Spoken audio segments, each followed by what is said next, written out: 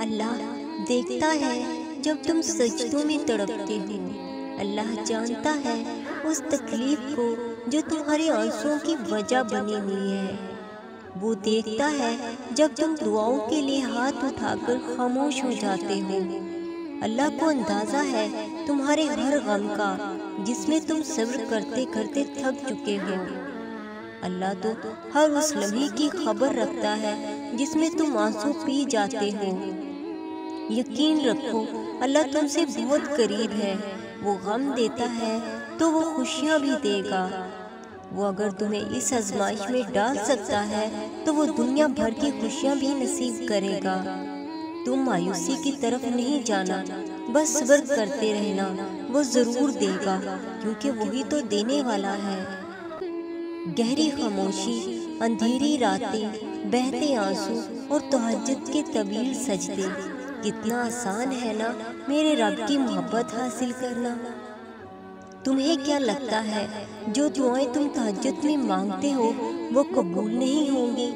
کبھی کبھی بہت پہلے مانگی گئی دعائیں بھی قبول ہو جاتی ہیں، اور جب وہ قبول ہوتی ہیں تو ہم بے ساختہ کہتے ہیں یا اللہ یہ تو وہی دعائیں ہیں جو ہم نے پہلے مانگی تھی۔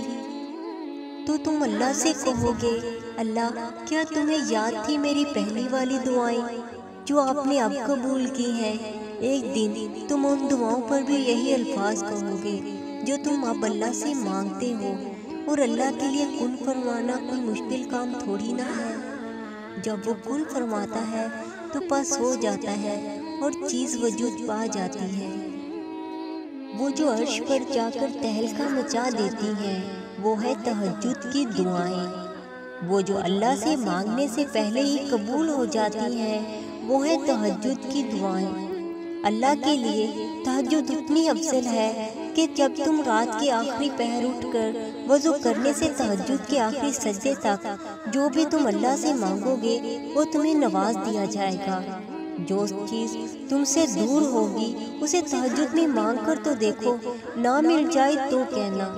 تہجد میں اللہ کے آگے گڑ گڑا کر دعا کرو، اور اللہ تمہارے لیے معجزہ نہ کرے تو کہنا۔ ماں لاڈلے بچے کی بات بہت جلدی سن لیتی ہے۔ سوچو تہجد میں مانگنے والا اس رب کے لیے کتنا خاص ہوگا جو اس ماں سے بھی زیادہ پیار کرنے والا ہے ہمیں۔ اور پھر اللہ تہجد کا وہ سجدہ نصیب کرے گا جو تمہاری چاہتوں کے لیے کافی ہوگا، اور اللہ تہجد سے تمہیں معجزوں کے قریب کرے گا، اور تم اپنی ہر خواہش اپنی آنکھوں سے پوری ہوتا دیکھو گے۔ تہجد میں بہائے گئے آنسو اللہ کچھ ہی پل میں خوشی کے آنسو میں بدلنے پر قادر ہے۔ دیکھنا وہ کیسے پل بھر میں ہی تمہارے لیے معجزے کرے گا، کیونکہ تہجد میں مانگا ہوا اور وہ نہ ملے ایسا تو ہو ہی نہیں سکتا۔